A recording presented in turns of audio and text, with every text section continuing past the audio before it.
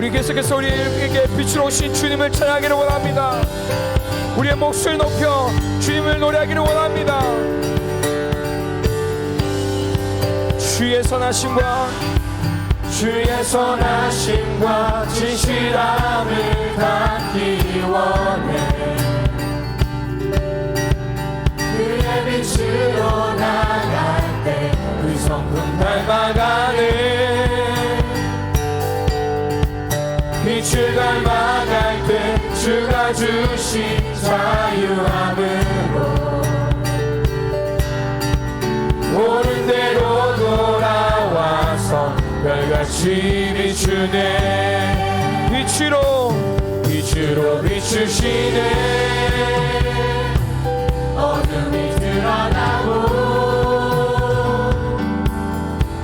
나를 숨은 어물에서 벗어나게 하시네. 빛으로 일어서네. 어둠이 밝혀지고 빛 대신 우리 주와 이 생명 길 가네.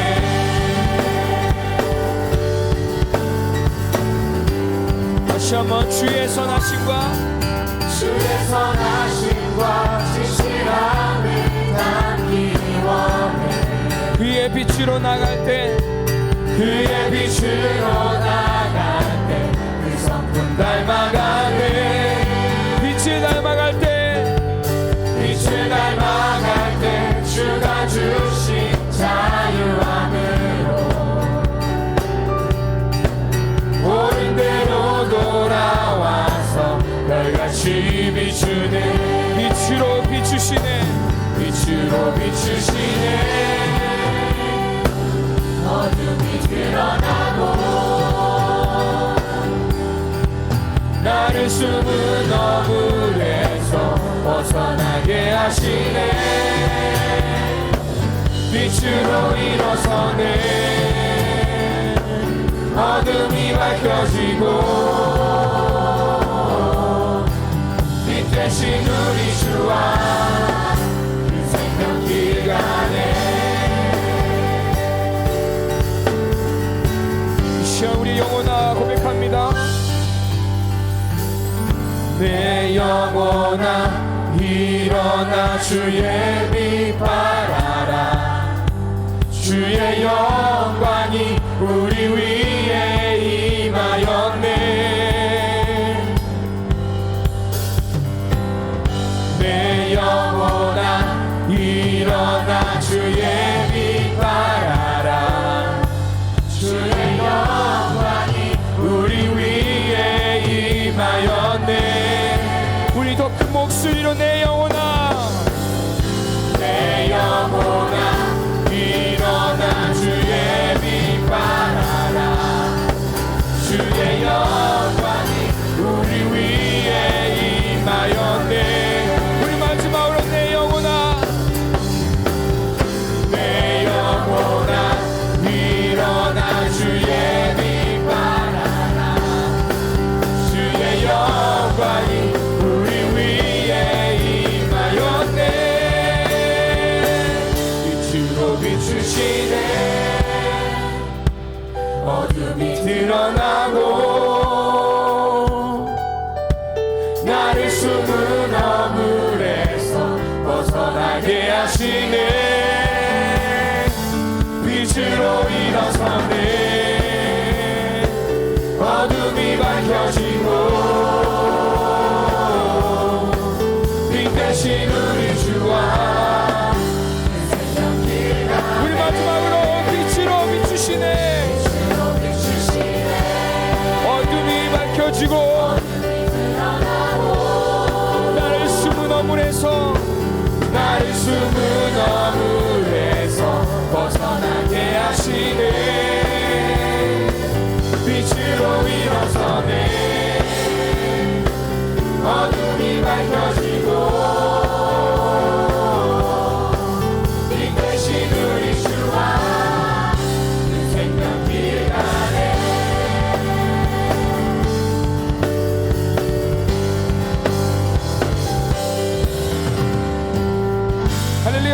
살아계신 주님을 찬양합니다.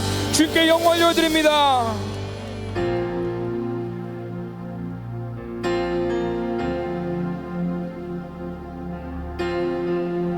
성령님 이곳에 임하사 바람을 불어 주옵소서. 무덤 문이 열리고 마른 뼈 살아나네. 주로 인해 거짓은 무너지고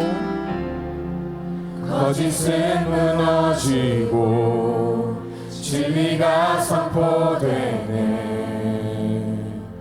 이곳에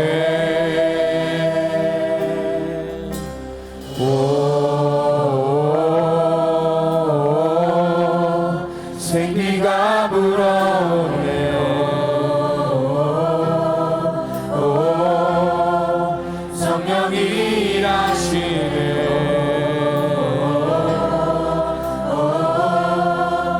회복이 일어나네. 부흥이 시작되네.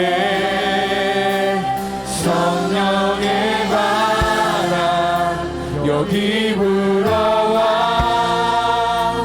권능으로 임하시네. 거룩한 세대 여기 일어나 주님의 뜻 이루시네.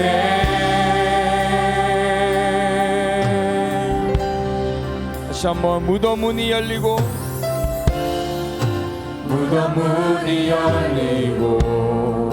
마른 뼈 살아나네. 주로 인해 거짓은 무너지고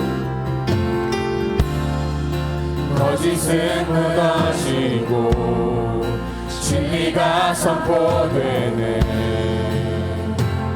이곳에 주님을 노래합니다.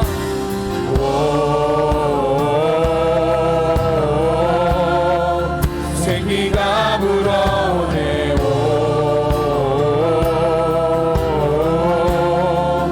성령이 일하시네.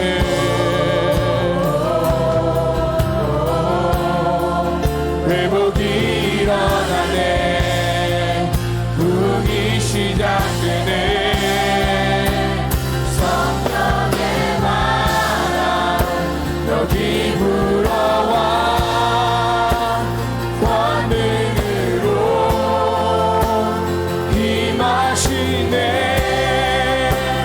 거룩한 세대 여기 일어나 주님의 뜻 이루시네. 성령의 바람 여기 불어와 권능으로 임하시네.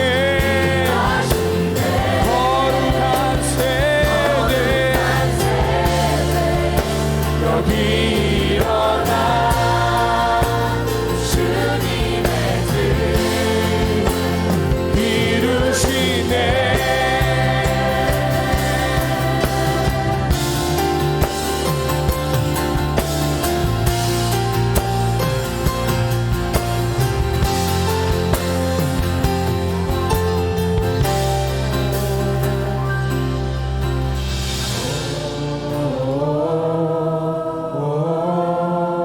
생기가 불어오네.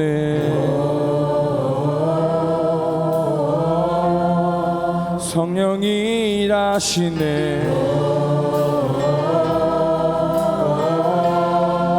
생기가 불어오네.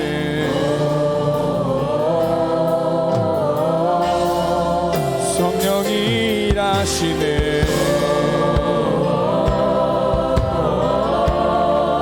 생기가 불어오네.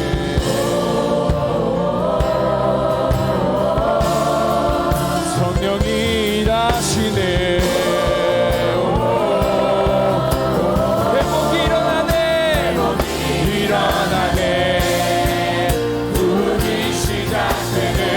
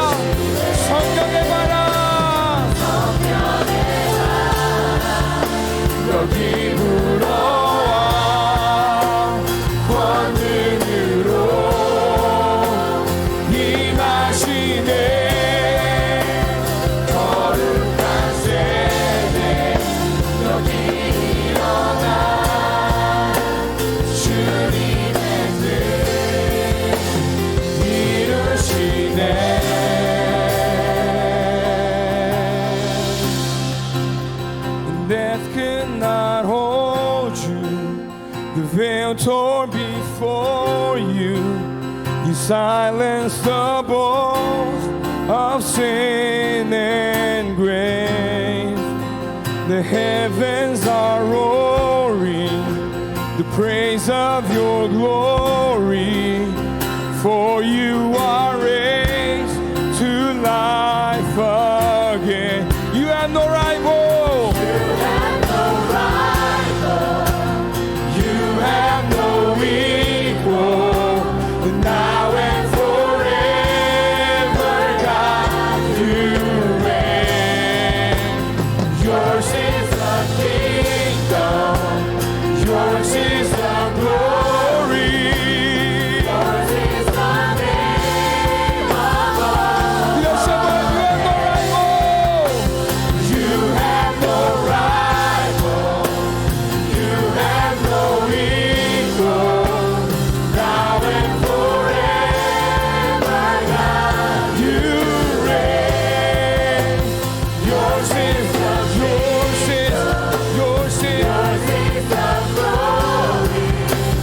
Yours is the name above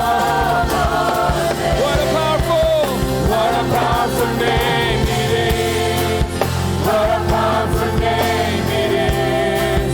The name of Jesus Christ, my King. What a powerful name it is. Nothing can stand against. What a powerful name it is. The name of You have no rival. You have no rival. You have no equal. Now and forever, God, you reign. Yours is the kingdom. Yours is the glory. And yours is the name above all names. What a powerful name it is. What a powerful name it is. The name of Jesus Christ. What a powerful name it is. Nothing can stand against. What a powerful name it is. 우리 마지막으로 What a powerful name it is. What a powerful name it is. What a powerful name it is. The name of Jesus Christ, my King. Amen. What a powerful name it is. Nothing can stand against. What a powerful name it is. The name of Jesus. What a powerful name it is. The name of Jesus. What a powerful name it is. The name of Jesus.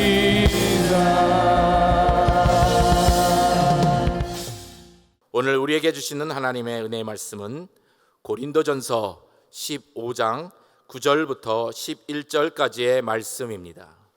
나는 사도 중에 가장 작은 자라.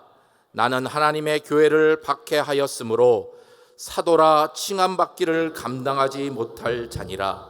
그러나 내가 나된 것은 하나님의 은혜로 된 것이니 내게 주신 그의 은혜가 헛되지 아니하여 내가 모든 사도보다 더 많이 수고하였으나 내가 한 것이 아니요 오직 나와 함께 하신 하나님의 은혜로다. 그러므로 나나 그들이나 이같이 전파하매 너희도 이같이 믿었느니라. 아멘. 한번 따라해 보겠습니다. 축복보다 은혜를 먼저 구하라. 자, 여러분이 한번 해보겠습니다. 시작. 축복보다 은혜를 먼저 구하라. 오늘 우리가 함께 읽은 성경 본문은 바울이 자신의 간증과 함께 고백하는 믿음의 태도에 대한 말씀입니다. 우리가 이미 아는 대로 사도 바울은요, 이전에 사울이라는 이름으로 살았던 시절이 있었습니다. 그때는 교회를 회방하고 또 성도들을 박해하는 삶을 살았습니다. 교회를 향하여 포행하는 자였고요. 스데반 집사를 비롯한 많은 성도들을 감옥에 가두기도 하면서 하나님과 사람에게 원수된 자와 같이 살았었습니다. 그런데 놀라운 하나님의 은혜로 부활의 주님을 만나게 되고요. 새 생명을 얻은 뒤부터 바울이라는 이름으로 바꾸어 살게 되는데, 단순히 한 개인의 인생의 변화뿐만이 아니라 하나님 나라와 교회 공동체와 기독교 역사에도 빛이 나는 정말 유익하고 존귀한 삶을 살게 되었습니다. 과거의 실패와 상처 그리고 현재의 모든 문제들을 이기면서 놀라운 역전승을 이루는 삶을 살았다는 것이죠. 저희 교회는 지난 2주간 계속되는 크고 중요한 일들을 통해서 특별한 하나님의 은혜 가운데 있었습니다. 교회 설립 50주년의 신년 성회들과 함께 목사 안수식, 그리고 지난 금요일은 12분의 임직자들을 세우는 임직 감사 예배는 하나님이 주인 되신 교회가 누릴 수 있는 특별한 일들입니다. 기왕이면 이러한 특별한 모든 일이 바울처럼 우리들도 어떤 과거의 상처와 실패들, 또 현재의 문제들을 이기고 역전승을 체험할 수 있는 새 출발의 일이 되어진다면 아마도 최고의 영광과 복이 되지 않겠습니까? 또 혹시라도 오늘 3부 예배 드리는 분들 가운데 나도 교회를 다니는데 변화와 성숙을 누리지 못하고 있는데 라고 생각하는 분들이 있거나, 아니면 어떤 문제, 어떤 대적, 고난들 속에서 나도 믿음으로 역전승을 한번 이루어 보았으면 하고 바라는 분들이 있다면, 동일하게 바울이 증거하는 이 믿음의 태도를 잘 배우고 적용함으로 새 역사를 이룰 수 있게 되시기를 바랍니다. 왜냐하면 사울을 바울로 변화시킨 하나님은 이 시간에도 동일하게 역사하는 우리들의 하나님이시기 때문인 것입니다. 저는 오늘 인생의 역전승을 이룬 바울의 고백을 통해서 축복보다 은혜를 먼저 구하라 라는 제목으로 지금 이 시대를 살아가는 저와 여러분이 주시는 3가지 하나님의 은혜를 함께 나누고자 합니다. 첫 번째, 자신의 과거를 바르게 기억해야 합니다. 먼저 우리가 바울을 통해 배우는 믿음의 태도 첫 번째는 자신의 과거를 어떻게 하라고요? 바르게 기억해야 한다. 나의 과거를 바르게 기억해야 한다. 바울이 오늘 뭐라고 먼저 고백합니까? 9절 말씀을 같이 한번 읽어보겠습니다. 나는 사도 중에 가장 작은 자라. 나는 하나님의 교회를 박해하였으므로 사도라 칭함받기를 감당하지 못할 자니라. 지금 바울은요, 자신의 굉장히 상처에 속하는 부끄러운 과거의 이야기를 지금 스스로 고백하고 있어요. 자기 스스로 나는 하나님의 교회를 박해하였으므로 사도라 칭함받기를 감당하지 못할 자다 라고 하면서 자기의 과거를 바르게 기억하고 있다는 것이죠.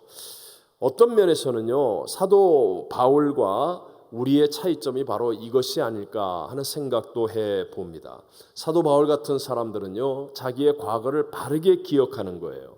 그리고 높아지고 잘되고 성공하는데도 불구하고 자기의 과거를 마음속에 새기며 살고 있는데 비해서 우리는 개구리 올챙이 시절 기억 못한다는 말처럼 조금만 높아지고 조금만 편해지고 조금만 성공하고 나면 너무나 쉽게 과거의 자신의 모습을 잊어버리고 살게 된다는 것입니다. 여러분, 미래의 비전을 갖는 것 정말 중요한 일이겠죠. 하지만 내가 참된 그리스도인이 되기 위해서는 뒤를, 우리의 과거를 올바르게 돌아볼 수도 있어야 한다는 것. 과거를 통해서 배우는 사람만이 동일한 잘못을 되풀이하지 않을 수 있기 때문에 여러분, 과거를 바르게 기억할 줄 아는 사람이 되어져야 한다는 것입니다.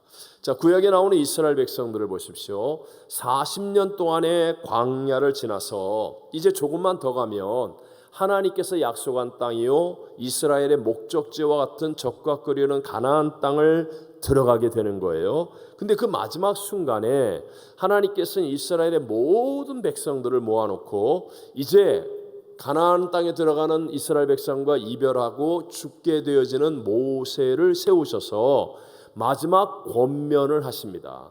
그 귀중한 시간, 그 귀중한 타이밍에 도대체 어떤 권면을 하시는 것입니까? 그것은 이스라엘아, 옛날을 기억하라 라는 권면의 말씀이에요. 역대의 연대를 생각해라. 너희 아비에게 물어보아라. 너희 어르신들에게 물어보아라.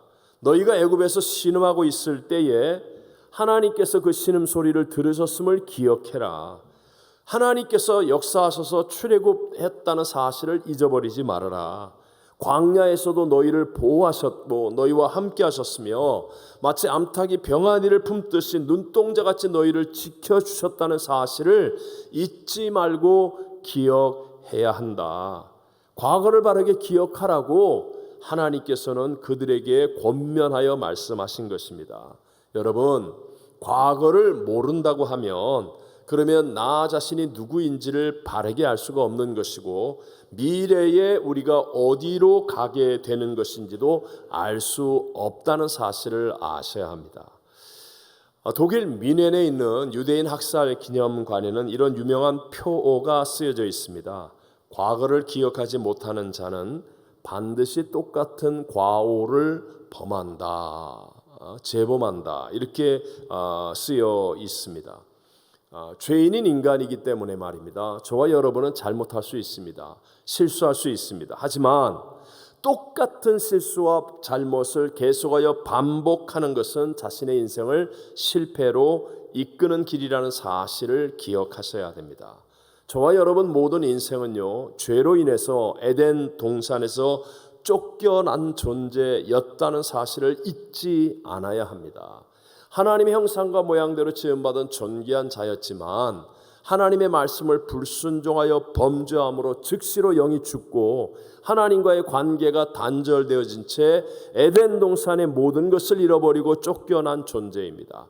그래서 우리 인생은 이 땅에 살면서 결국 죽음을 만나고 심판을 당하는데 우리는 그냥 자동으로 영생 지옥에 갈 수밖에 없는 절망적인 존재가 되었다는 것, 이것이 우리의 과거였다는 사실을 잊어서는 안 된다는 것이에요. 그래서 오늘 우리가 살아가는 삶 속에서의 모든 가난, 저주, 질병, 미움, 전쟁, 사망의 원인이 죄 때문이었다라는 사실을 우리는 기억하고 잊어서는 안 됩니다. 그리고 뿐만 아니라 내가 바로 모친의 죄 중에서 잉태하였고 죄악 중에 출생한 존재였다는 사실, 비록 내가 지금은 예수를 믿고 구원을 받아 하나님의 거룩한 자녀가 되었다 할지라도 그러한 나의 과거를 잊어서는 안 된다라는 것입니다. 여러분, 나의 10년 전, 20년 전, 30년 전의 모습은 어떠했었습니까? 주님을 만나지 못했다거나 아니면 내 고집과 내 뜻대로 방황하고 있지는 않았었겠습니까? 만약에 지금이 그 모습이라고 한다면 나는 과연 하나님 앞에 떳떳이 설 수 있습니까? 과거의 안경으로 나의 현재를 볼 때만이 내가 지금 은혜와 기적 가운데 있다는 사실을 확인할 수가 있는 것입니다. 무엇보다도 나의 과거의 모습을 기억하는 사람만이 십자가를 똑바로 바라볼 수 있게 되어지고 늘 겸손하게 십자가의 은혜와 능력 가운데 거하는 사람이 되어진다는 것 믿게 되시기를 바랍니다. 자, 그럼 두 번째로요, 지금 현재는 어떠해야 됩니까? 은혜를 받아들이는 삶을 살아야 합니다. 지금 현재는 어떻게 하는 삶을 살라? 은혜를 받아들이는 삶, 은혜를 받아들이는 삶을 살아야 합니다.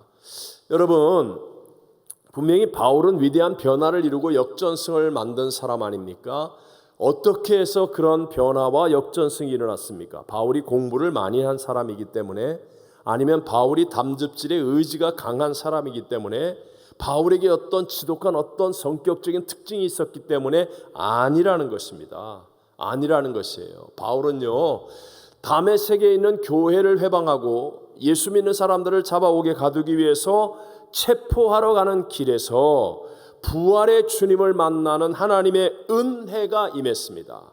그 은혜가 임하였을 때 바울은 그 은혜를 받아들이는 사람이 되었다는 것이에요. 그래서 바울은 오늘 본문에 정말 유명한 고백을 하지 않습니까? 10절 말씀인데 이 바울의 고백이 나의 고백인 것처럼 우리 한번 같이 읽어보겠습니다.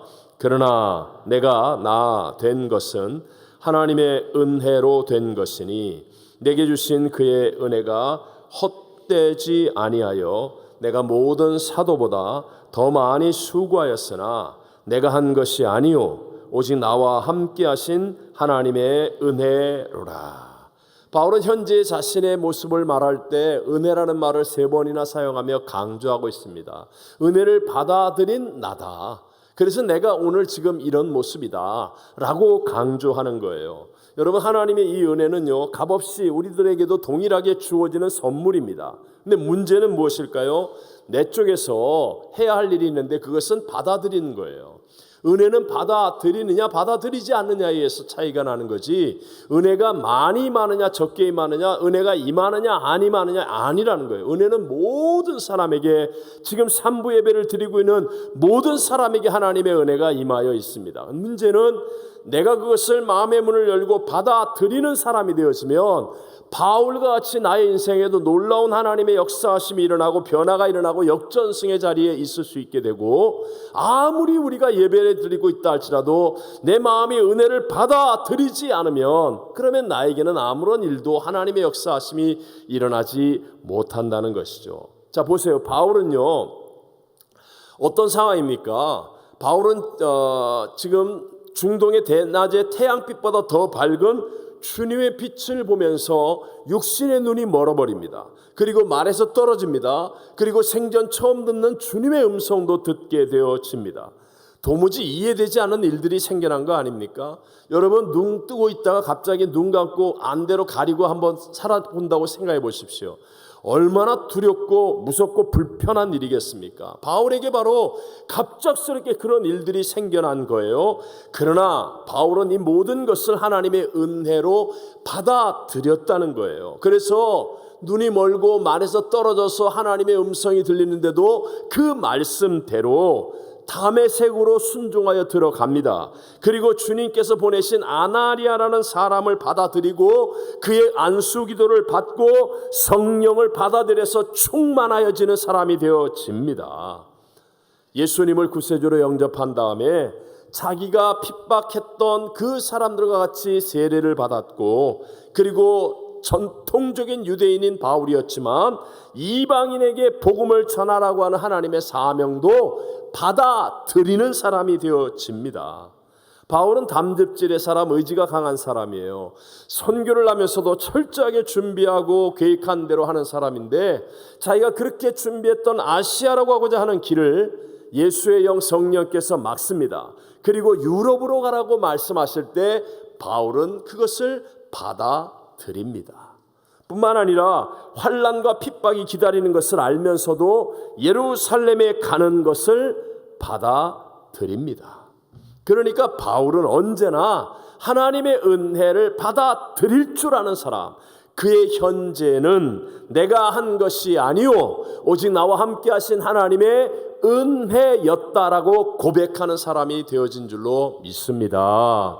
오늘도 마찬가지죠. 마음의 문을 열고 받아들이면, 그러면 우리도 똑같이 고백하는 거예요. 하나님의 은혜로 나의 삶 속에 어떤 역사들이 일어나게 되었다. 이것은 내가 한 것이 아니야. 이건 우리가 한 게 아니야. 하나님이 하신 일이야 라고 고백할 수 있는 승리의 열매들이 나타나게 될 줄로 믿습니다.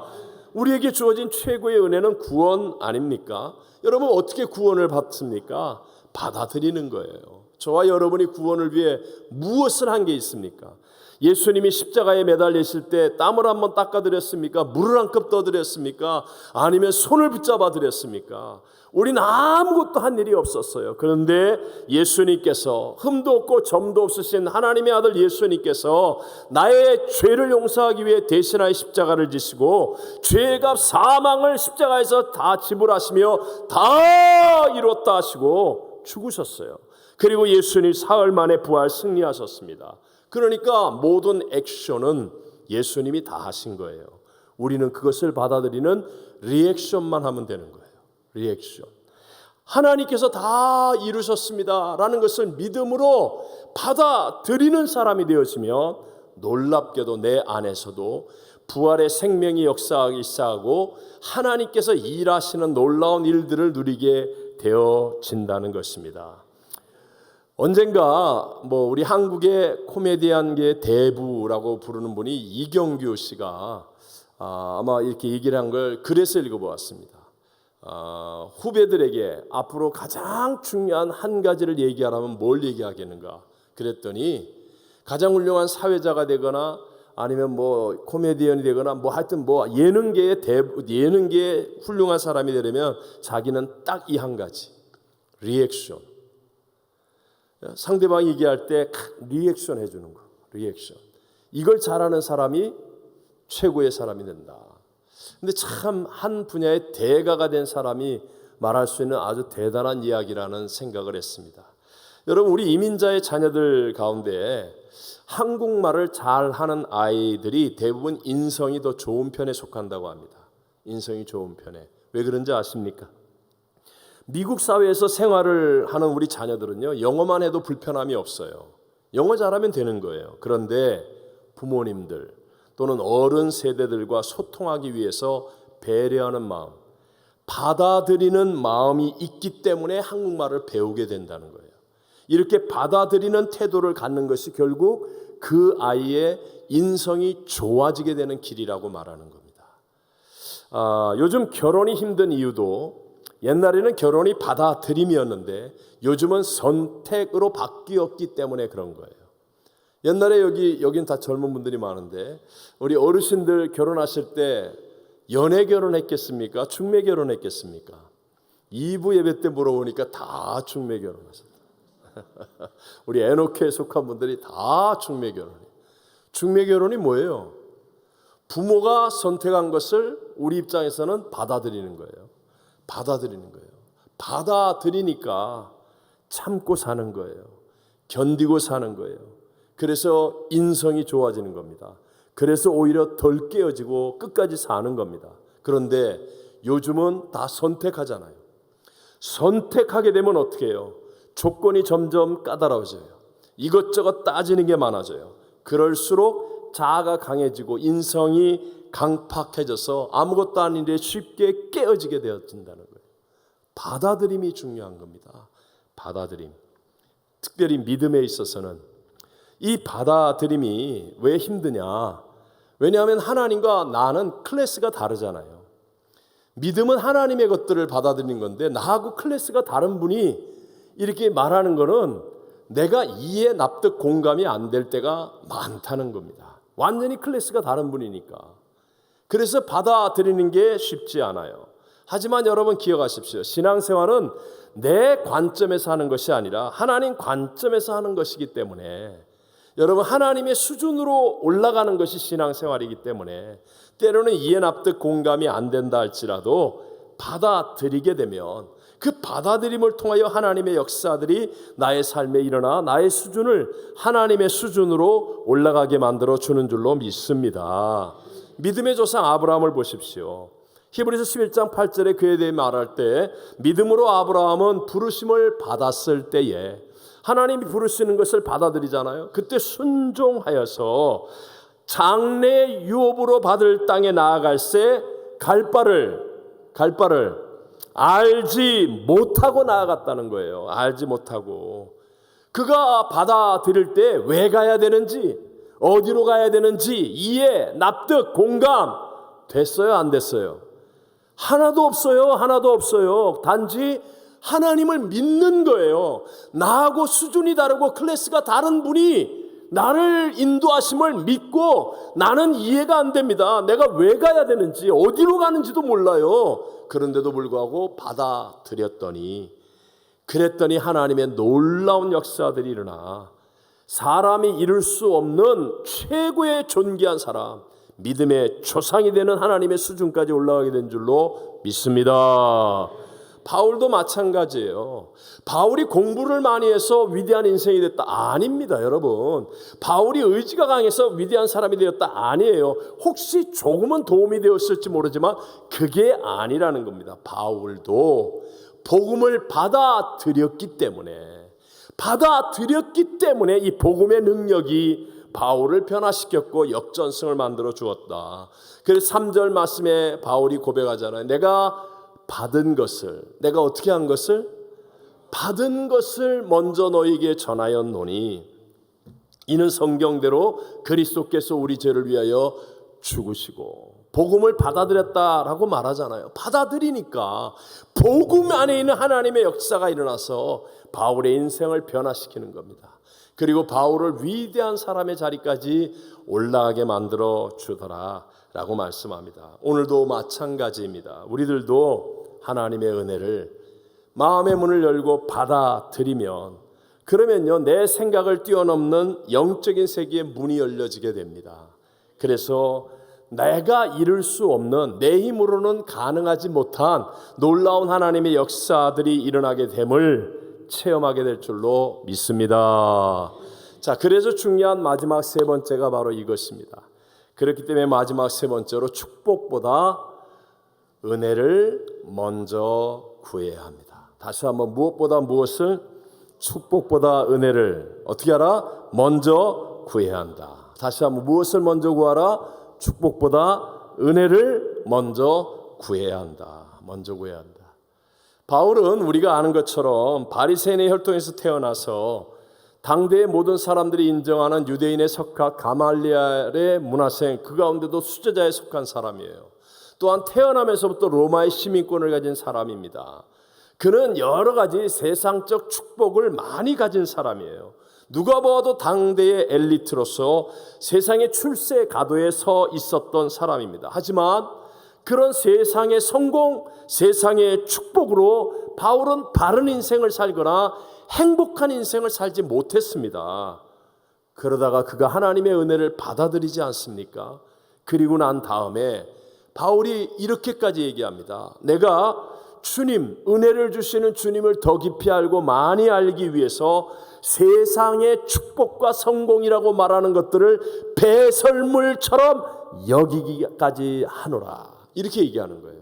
이 말은 세상의 축복보다 은혜를 먼저 구하는 분명한 바울의 태도를 얘기하죠. 그러니까 그의 인생이 다 변화되는 역사가 일어나고 그의 삶은 위대한 역전승의 자리에 있는 사람이 되어지더라는 것입니다.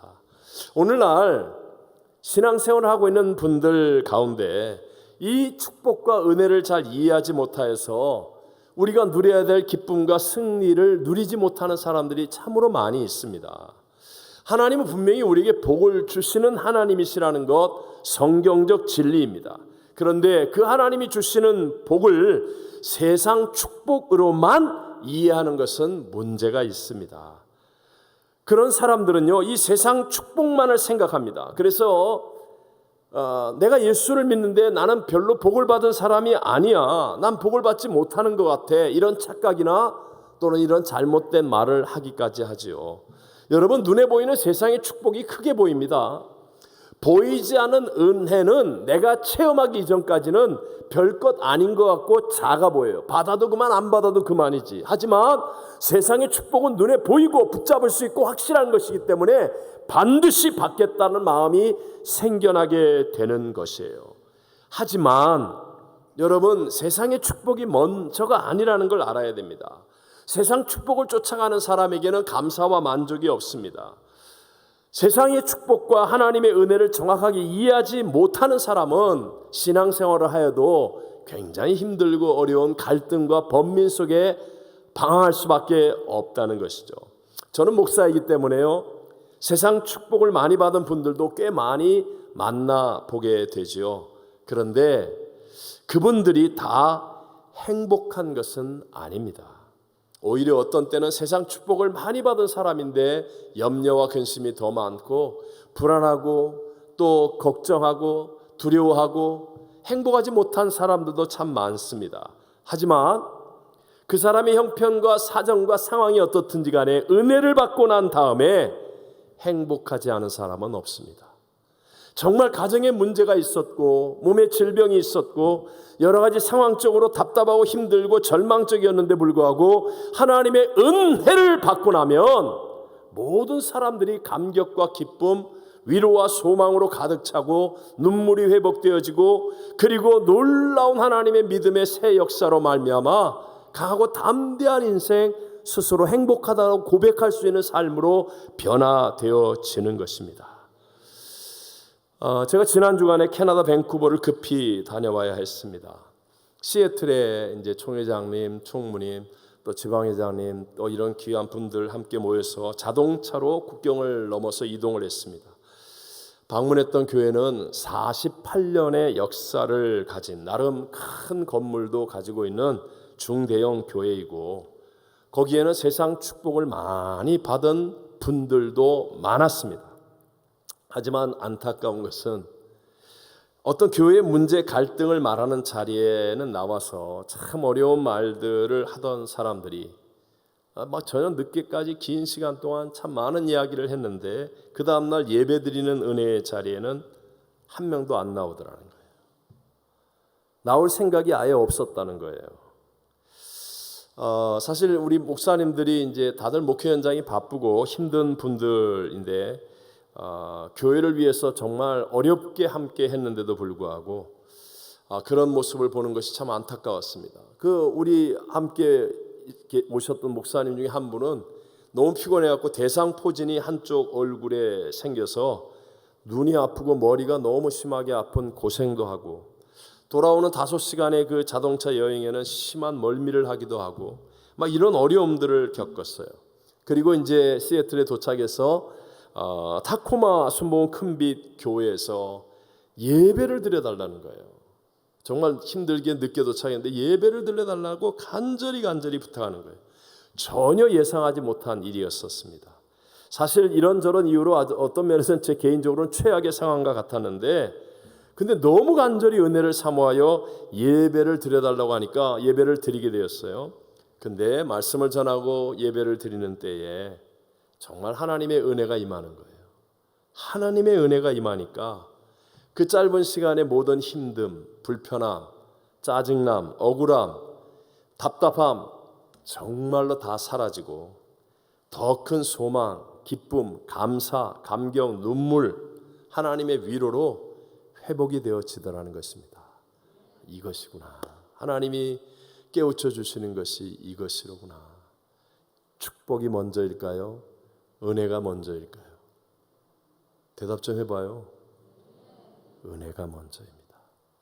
은혜가 먼저입니다. 이것은 가정이나 직장이나 사업, 학교, 우리의 모든 이민 생활에서도 마찬가지입니다. 아까도 얘기했지만 세상 축복이 더 크게 보이는 게 사실이에요. 하지만 우리는 영적인 안목을 가진 믿음의 사람들이에요. 세상 축복은 은혜를 따라오게 되어 있습니다. 은혜가 먼저입니다. 왜요? 은혜는 하나님이 주시는데 하나님은 문제보다 하나님만이 대적보다 하나님이 사망보다 여러분 이것이 진실이에요. 하나님만이 우리 인생의 유일한 해답이 되시는 분이에요. 그래서 하나님의 은혜가 먼저예요. 은혜를 먼저 받으면 그러면 반드시 사랑하는 자들의 영혼이 잘된 같이 범사가 잘되고 강건하게 되고 생명을 얻을 때 더 풍성히 얻는 복이 따라오게 될 줄로 믿습니다. 부자의 상징 중에 한 사람으로 얘기할 때 존 록펠러를 말하죠. 33세 이미 큰 부자였고요. 53세에는 정말 석유왕으로 당시의 최고의 억만장자, 미국의 GDP의 거의 3%에 가까운 건 있을 수 없는 어마어마한 이렇게 비율로 얘기하면 그런 사람이었습니다. 근데 그가 갑자기 탈모증이 왔어요. 머리털만 빠지는 게 아니라 온몸에 털이 다 빠지는 거예요. 면역력이 약화되어서 온갖 병이 다 찾아와서 그렇게 세계에서 돈이 제일 많은 부자 중에 하나인데 진수성찬을 먹는 게 아니라 우유하고 크래커밖에는 못 먹고 연명하는 그런 신세가 되어버렸습니다. 의사가 이런저런 방법을 다 썼지만 결국 1년밖에는 더 살 수 없다라는 진단을 내립니다. 여기저기서 비웃고 조롱하는 소리가 들립니다. 험담하고 여러 가지 막 악한 말을 하는 소식들이 들려집니다. 이때 록펠러가 어렸을 때 어머니의 믿음을 기억하면서 하나님 앞에 엎드립니다. 간절히 기도할 때 그 어두웠던 자기의 삶 속에 예수님의 빛이 들어오는 그런 은혜를 받게 돼요. 그때 로페라가 예수를 믿고 진실로 거듭나 크리스찬이 됩니다. 그리고 나서 두 가지를 깨닫게 되죠. 한 가지가 죽으면 아무리 많은 재물도 하나도 못 가지고 간다. 그리고 사람은 반드시 구원을 받아야만 한다.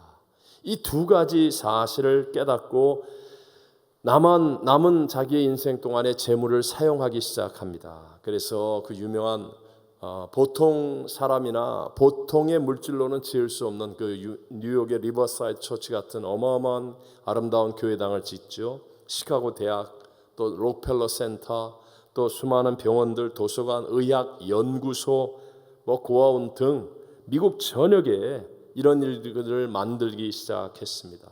그의 인생은 이제 축복보다 은혜를 먼저 구하는 삶이 된 거예요. 그러자 놀랍게도 그에게서 어둠이 떠나고 치유가 임하기 시작하면서 건강이 회복되었습니다.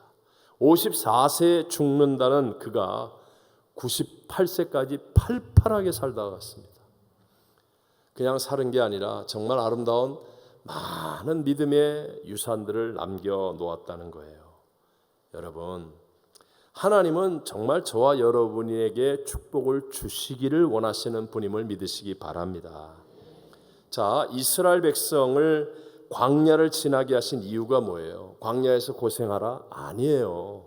하나님이 약속한 가나안 땅에 가서 복을 잘 받을 수 있게 하기 위해서, 정말로 가나안 땅에서 복받는 삶을 살도록 하기 위해서, 내가 하나님의 축복을 받을 수 있는 은혜의 그릇을 잘 준비하는 것이 중요하다는 거예요. 그런데 이스라엘 백성들은 잘 준비하지 않았어요. 하나님이 적과 끓이는 가나안 땅을 줬는데 그곳에서 은혜를 먼저 구하지 않았어요. 그러니까 결국은 바벨론의 포로가 되어서 70년 동안 포로 생활하는 더 큰 고난을 당하게 되더라는 것입니다.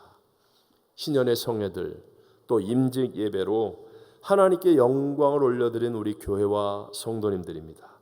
이제 우리는 새 역사를 위해서 세상의 축복보다는 하나님의 은혜를 먼저 구하는 사람이 되시기를 바랍니다. 그러면 여러분 영혼이 잘된 같이 범사가 잘되고 강건한 삶, 생명을 얻되 더 풍성히 얻는 삶을 반드시 살 수 있게 된다는 것입니다. 자, 잘 아는 분으로 우리 노예 상인으로 악명을 떨쳤던 존 뉴턴이 있죠. 이분도 어렸을 때 신실한 신앙의 어머니 밑에 살았는데 해군 사관학교를 들어가고 이렇게 하면서 노예 상인이 되어지고 나중에는 정말 악명을 떨치다가 바다에서 죽을 뻔한 위기의 상황 속에서 철저히 회개하고 하나님의 은혜를 입습니다. 그래서 그의 남은 인생이 복음을 전하는 삶을 살았는데요.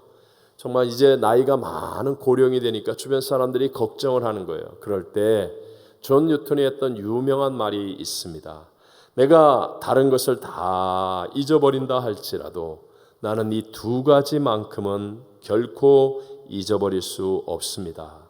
그것은 내가 과거에 너무나 큰 죄인이었다는 것과 그럼에도 불구하고 하나님은 나를 버리지 않으시고 예수님을 통해 나를 구원해 주셨다는 사실입니다. 그래서 나는 내 목숨이 다하는 순간까지 복음을 전할 수밖에 없습니다. 여러분, 하나님의 은혜를 받아들인 사람, 그는요 정말 끝까지 위대하게 아름답게 역전승의 인생을 살게 된 줄로 믿습니다. 하나님의 은혜는 동일합니다. 우리 존 뉴턴이 작시했던 찬송시가 있잖아요. Amazing Grace, 나 같은 죄인 살리심. 여러분, 이것은 정말 수많은 세계 사람들의 가슴을 울리고 하나님의 은혜를 사모하고 또 위대하게 만든 찬송시입니다. 함께 한번 불러볼까요? 나 같은 죄인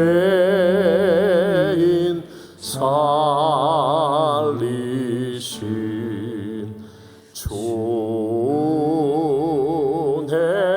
놀라워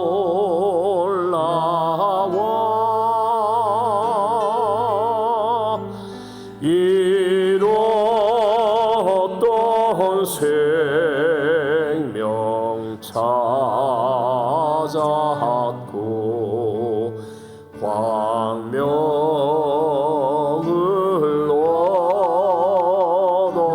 얻었네. 큰 죄악에서 건지신 큰 죄악에서 건지신 주의 노마와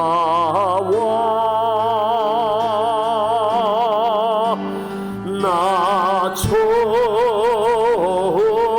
믿은 그 시간 귀하고 귀하다.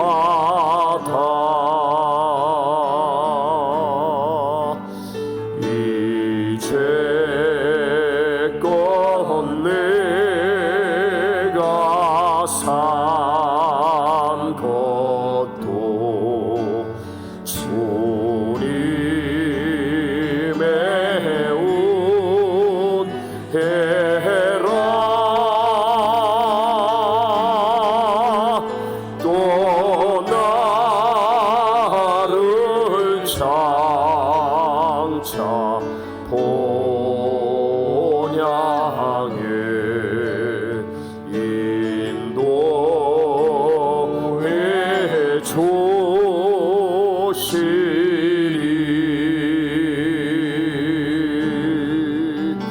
거기서 우리 영원히 주님의 은혜로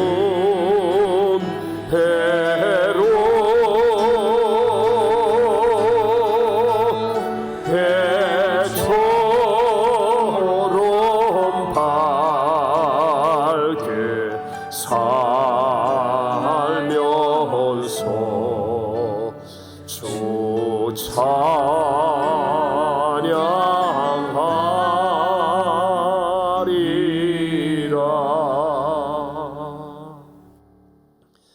나의 인생을 변화시키고 나의 가족, 내 주변을 행복하게 만드는 것은 하나님의 은혜입니다. 교만해서는 안 됩니다. 내가 아무리 비싼 음식 사주고 좋은 환경 만든다고 내 주변이 억지로 행복해지지 않습니다. 그러나 하나님의 은혜가 나에게 임하고 그 은혜가 흐르면 내 주변이 다 살아나는 역사가 일어납니다. 바울이 바로 그런 삶을 우리에게 보여주었습니다. 바울처럼 우리도 자신의 과거를 먼저 바르게 기억하고 잊지 않아야 됩니다. 나의 죄인됨과 내가 모친의 죄 중에 잉태하고 죄인으로 태어나서 자동으로 지옥에 갈 수밖에 없는 그냥 지옥의 인생이었던 것. 그런데 십자가의 은혜를 받아들임 때문에 구원을 얻었고 지금도 나의 인생은 은혜를 받아들이는 삶을 살아야 한다는 것. 그러기 위해서는 축복이 먼저가 아니라 은혜가 먼저라는 것을 잊지 않고 살아야 됩니다. 축복, 축복, 축복 하면서 살면 인생 실패합니다. 그러나 먼저 은혜를 소중히 여기고 은혜를 구하고 찾고 은혜 앞에 마음의 문을 열고 살면 반드시 하나님의 복은 따라오게 될 줄로 믿습니다.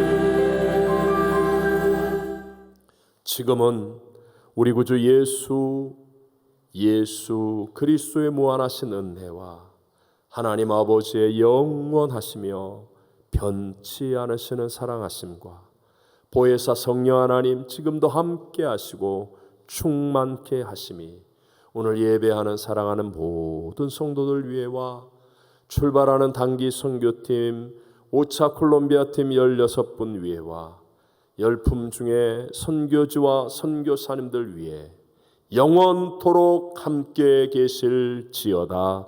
아멘.